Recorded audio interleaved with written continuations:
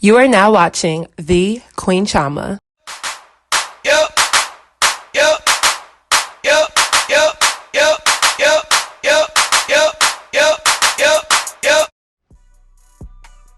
So hey guys, I'm back with another video. So tonight's video is yet again another Chioma Chats video podcast edition. So by the title, we are going to be doing another compilation video on some very hot topics. This is a series where I take a few trending topics, combine them into one video, and briefly discuss my thoughts and opinion on them, being that I don't feel that they need a full-blown breakdown. So lately, we've been having a lot of good content and a lot has transpired. I know I've been taking a little break from YouTube. You know, this weekend was my alma mater's homecoming, so I went back to my college and, you know, I just had to give myself a little break, but we're back with the videos. So without further ado, let's get right into this video. So the first story we are going to be talking about is the rapper Asian Doll going public with dating her new boyfriend, Florida rapper Jackboy, almost a year after the passing of her former boyfriend, Chicago rapper King Von. Now, this has stirred up some conversation on the blogs and on social media, and Asian Doll is not here for it. I truly like a lot of the new age female artists because I feel like they bring uniqueness in regards to variety to the rap game and the rap genre. I feel like 5 to 10 years ago, we only had a few female rap artists to choose from in terms of who we can like and where they're from and their style, but now we have so many, and Asian Doll has been amongst that conversation for some time. I have a video in the works about new female rap artists coming soon, so make sure you guys stay tuned for that. Now, Asian Doll is the former girlfriend to the rapper King Von, who tragically was gunned down in November of 2020. This was a shock to the hip-hop world because although King Von was about that life in the streets and known for a lot of nefarious activities, people still enjoyed his music, his style, and people were enamored by his come-up story. Honestly speaking, I didn't know who King Von was until right before he passed away. To this day, I really don't listen to that many Chicago rappers, even the big name ones. I don't know why, but I've started to force myself to listen to them because within trying to pursue rap music, I try to be knowledgeable about everybody. So I also didn't know much about Asian Doll until after his passing. I just thought she was a social media influencer with a lot of followers. I didn't know that she actually did music until after the fact. So it made sense that two rappers were in a relationship and that they were seen as this rap couple. So of course, like I always tell y'all, because I never used to pay attention to any of these people, but I'm in the business of blogging and the media and commentary, I be having to do my research. So it seems like from my research, there is some discrepancy from social media users on how serious Asian Doll's relationship was with King Von and him claiming her and his respect for her. You can all leave your thoughts below in the comments section, but from what I see, they did have a lot of pictures together and it seemed like a very loving public relationship to me. So unfortunately, he passes away and Asian Doll has spent a lot of the last year mourning his death. She also claimed the moniker Queen Von. She goes back and forth with his very diabolical sister, and sometimes his baby moms come for her as well. But she has maintained that she was in love with Von. They were this loving couple, and she has been very heartbroken and emotional since his passing. I feel like some of her artistry has been lost over the past year because of her name being tied to King Von's passing. I feel like for those who didn't know she was an artist, a lot of people just think that she was his girlfriend, and honestly, that's what I thought for some time until I actually started looking into her. That notwithstanding, she has moved on with the rapper Jackboy, and people are not feeling it. The two were seen holding hands at the Texas State Fair,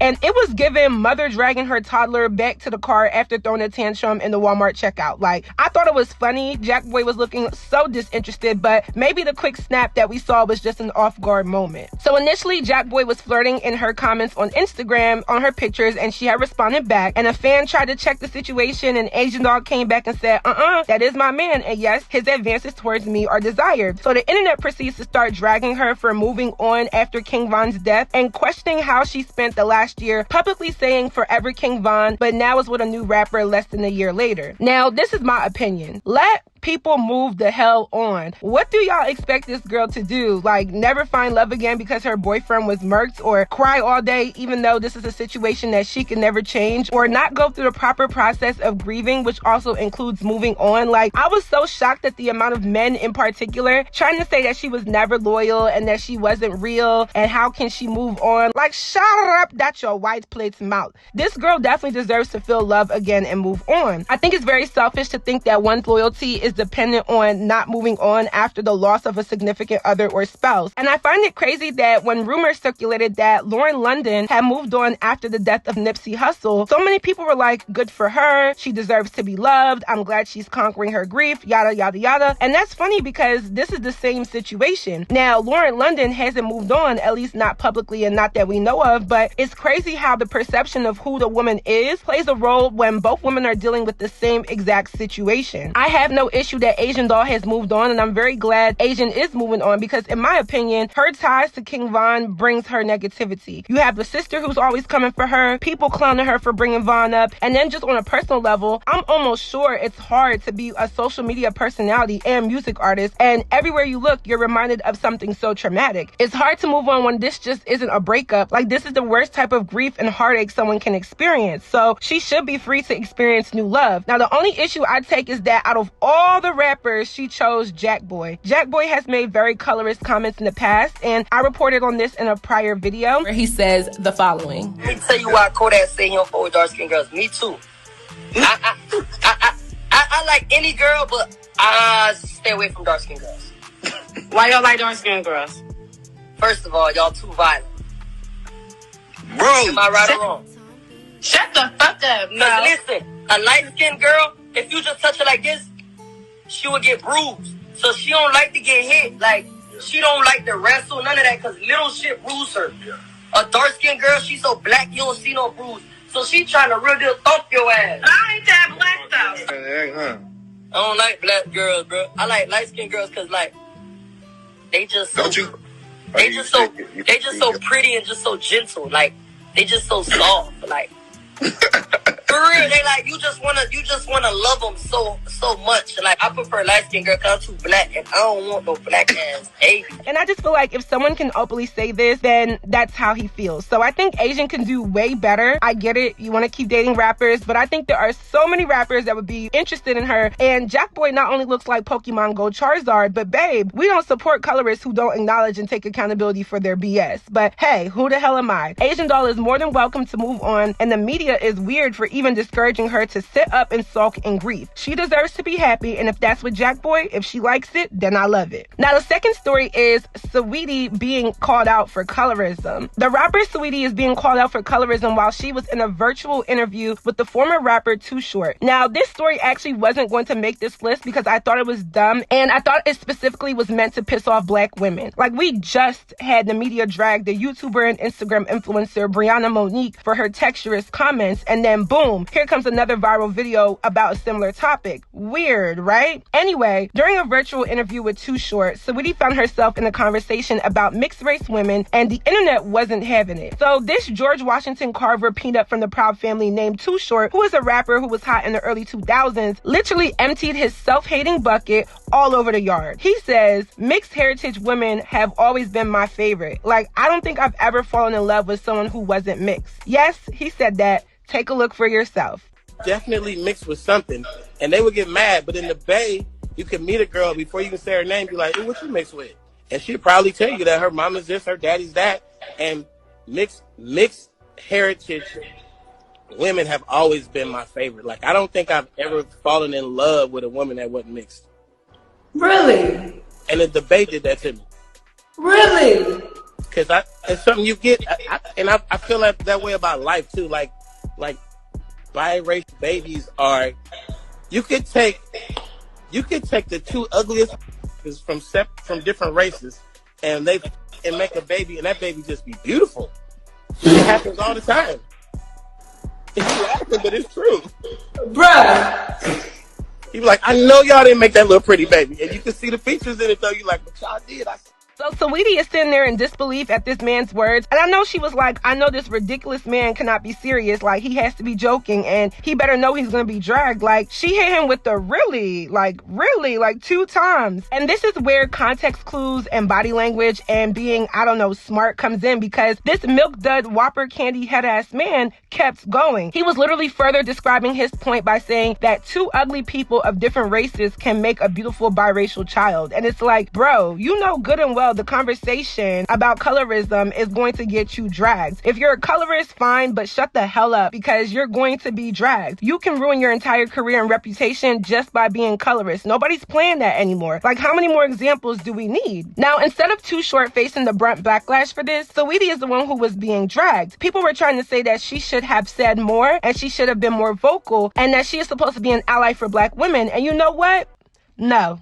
Because no. If Saweetie had made the colorist comment, then yes, I agree that she should have been held responsible for the comment. But Too Short is a grown-ass man. Saweetie doesn't deserve to face backlash for this, being that the words came from a grown-ass man. I feel like one of the reasons why this has happened is because a lot of black women are holding colorist grudges, meaning you were bullied, picked on, belittled for your skin tone and black features at some point in your life, and you take your frustration out on the women who are seen as preferences. And I don't think that's fair, because I think energy should be directed to the people who actually did the disrespecting. Saweetie did not disrespect black women in this situation. Her reaction didn't even have full sentences, so I cannot drag her because a miniature chocolate munchkin opened his wide plate mouth to say something about black women. I didn't take her reaction as agreeing with him, and I truly don't think Saweetie is that stupid to ever let herself get dragged for colorism. She didn't say she agreed. She didn't nod her head and say yes. She didn't open her mouth to even suggest that she probably agreed with him. In the situation with Brianna Monique, Brianna opened her mouth and literally made the distinction between her hair texture and what she called quote-unquote African-American hair texture, which by the way is not a thing, but then she referred to this so-called African-American hair texture to naps and the struggle. She deserved to be dragged, but you cannot in return spend your energy to every biracial woman just because there are a lot of colorist biracial women out there. And if you ask me, there are more black men of all shades that are disrespectful and colorist to black women than there are biracial women who may be colorist. Another factor I considered in this situation is how he brought up the norm of people in the Bay Area out in California. I haven't been to the Bay Area, but I've been to Los Angeles, and I do find it to be a phenomenon that there is a higher amount of biracial people and black men wanting white women and lighter-skinned women being perceived as better. So I think part of Too Short's comments is because he was born and became able to perpetuate that rhetoric, and he thought Saweetie, being from where he's from, he thought she was going to eat up all of his backhanded compliments and bask in it. He thought he was doing her a favor by boosting her up, basically saying that the best looking women are people like Saweetie, who was multiracial, and even worse, this man said he has never been in love with any woman who wasn't mixed race. I mean, you can't make this shit up. He literally said, I don't love black women. I don't think black women are worth taking seriously. In all honesty, it's pretty much what he said. And to be honest, that's fine. But regardless of his pocket, this grown-ass man who still goes by the name Too Short and looks like a brown egg Humpty Dumpty who sat on the wall and had a great fall and cracked his head because he clearly doesn't think, we don't want you, okay? We don't want you, bitch. I'm passing him to the mixed race women as black women. We don't want him. Mixed race ladies, do y'all want him? I'm going to assume no, because it's a no for me with this entire situation. Too Short deserved to get dragged. I'm not buying his stupid apology, and he can blow the whistle and take himself out the game. Next. So our last story is about Instagram influencer and former girlfriend to rapper Lil Baby, Jayda Chivez, launching her merch and the backlash that she got. So you know, we're in the age of Instagram influencing, and most of the market we have is online. It makes it easy for those who have a huge following on these major platforms to make money by selling their followers just about anything. And I mean anything. Waist trainers, lashes, jewelry, sandals, slides, the list is more than lengthy. So Jayda is one of the biggest social media girls in the urban community, and even outside of that, she's just big, period. She has 6 million followers on Instagram, and she has been teasing her merch for a while. So being that I do like Jayda and I like to support black women when I like what they're doing, I was like, let me go check it out. So she is doing more of the loungewear vibe, so sweatsuits, jumpsuits, and simple, cute clothes. I actually love velour outfits, and I would love to start a line for tall girls because, honey, I can never find nice fitting velour outfits for tall girls, so might be something I do in the future. But anyway, so yes, the clothes are basic. There's nothing really avant-garde about the clothes, but this is loungewear, so it's supposed to be simple and chic and be for everybody in a sense. So on her site, she has hoodie and sweat sets, a jumpsuit, velour jacket and pants set, a crop top, a bra top, a few bodysuits, a mini skirt, biker shorts, and leggings. So basically about 10 items in a variety of styles and colors that her fans were really excited to support. So one customer in particular bought some items with the intention to support and be satisfied with Jayda's merch, and she just didn't like what she got. So she took to TikTok to say the following. Trying on my Waydamin set. You can see the pockets, iron marks, the pants are too short. This message is for Jayda Wayda and Jayda Wayda only. If you know Jayda Wayda, first off, let me say, Jayda, I love you. But what is this, honey? What is this? Why is there a square over the heart? Why do these pants look like high waters on me? It's Jayda, I'm 5'2". I'm a part of the short girl committee. Why you do this to me? Please explain. Why can I see the pocket? Why? Jayda, my butt not even giving. It's supposed to be giving BBL. It's giving BB fail. I don't. Jayda, I've been with you since you was selling flat irons and t-shirts. So to get this and this and this, I'm sad. Okay.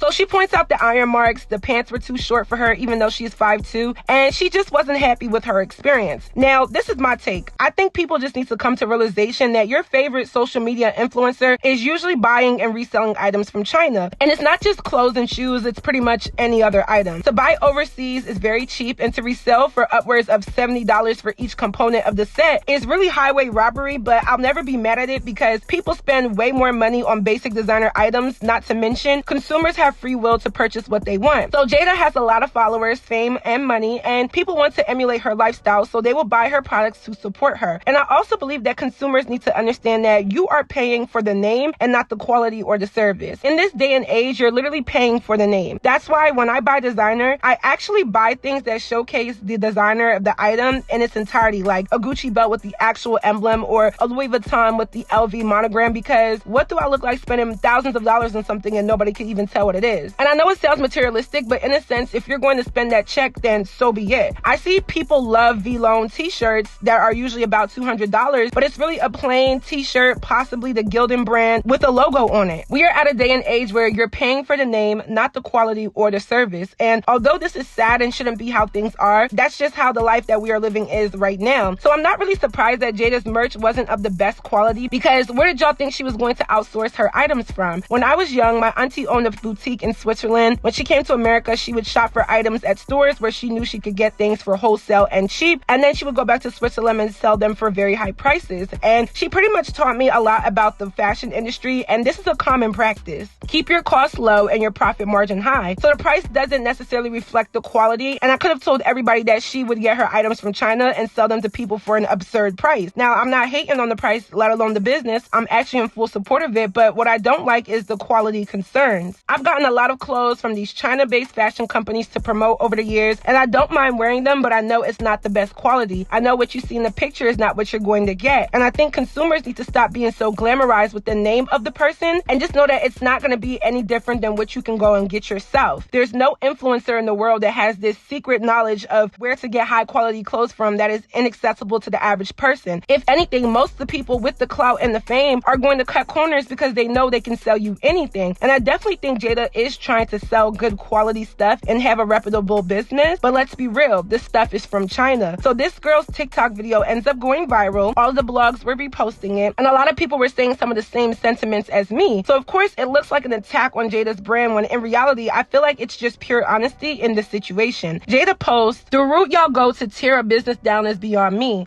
but it's cool. The good most definitely outweighs the bad, and most of my customers are 100% satisfied and speak very highly of the quality we offer. Everything is not for everybody, and I sell exactly what I've been promoting since the first time I mentioned my new line. I'm loving all of the feedback and taking you guys' constructive criticism. New drop coming soon. We're only getting better. Waydamin." Now, I did like Jayda's response because I feel like she could have been way more combative and angry about this backlash, but she focused on rectifying the issue and moving forward, which I think is the best thing to do when you're dealing with a new business. Apologize, take accountability, fix the issue, and keep it moving. Now, the issue with what she said is that she alleged that the girl was tearing down her business, or if it wasn't her, that people were trying to tear down her business by even commenting on this. And I don't think that's correct. I think people were just giving honest feedback, and for somebody to spend almost $200 on just 2 items, the customer had every right to review it and be upset if she felt like she didn't get her money's worth. The customer didn't bash her. She did an honest review, and people do reviews every day. Jayda should have expected that somebody wasn't gonna like her stuff. But I don't think that she was tearing down her brand, because she initially bought the products to support the brand. She just wasn't impressed by the quality of the clothing. You can't get mad at someone who is dissatisfied when they spent their hard-earned money, because that can reflect in how people take your customer service. There was some discrepancy about her not offering refunds or returns, which I find so crazy these days, because since when? I feel like the whole no refund, no returns thing is like a millennial thing. Like I don't think it was like that 10 plus years ago. All in all, Jayda is not necessarily doing anything different or more than spectacular than the next girl on Instagram. And that's not me downplaying her. That's simply saying anybody can do what what she's doing. Meaning if you have an issue paying her prices or you have an issue with her quality, simply go make your own merch. So many YouTubers have merch. I told y'all I'm coming out with my Because No t-shirts in November. So honestly, it is a reach for Jayda to say that someone was trying to tear down her business, because there are thousands of people who have similar businesses and products with just different logos printed on them. And Jayda has millions of other followers that would probably love to support her. Hopefully she's able to work out the kinks in quality and come back with more products that people love and enjoy. I do wish her the best in her business. So that is it for this video. Hope you all enjoyed. Please let me know your commentary on my commentary down below. Don't forget to follow me on all of my social media networks, especially my new Instagram, because you know we gotta build it back up. And I will see you all in my next video.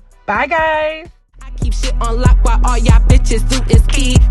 I got 2 degrees, I'll test you out with SAT. Bowling like LeBron, plus I'm a 10, that means I'm 3. And all of my niggas with me. And if you want smoke, I fire you all. You better put in your 2 weeks. I pulled the drop, so yeah, he gon' stop before he pop like a cherry. I'm in this thing, I in the first string. You bitches just secondary. Yeah. I told y'all better be talking that money unless I am not hearing ya. I told y'all again and again and again that the best girls come from Nigeria. New bae, we up. I'm like Lil Zay, what up? Had you not done that nut shit, you could probably still fuck. Now you can't, never again. Now Queen Chioma cost a whole lot of bands. I mailed out the message and it probably didn't send. When I'm gonna stop shitting, I don't know what these pins. Shuffle the deck and I still get a check, and my bank account look like my sponsor is faster. Got niggas in Philly, Miami, the gump that will pinch up like red, make you look like a capper. Then I throw one to his face.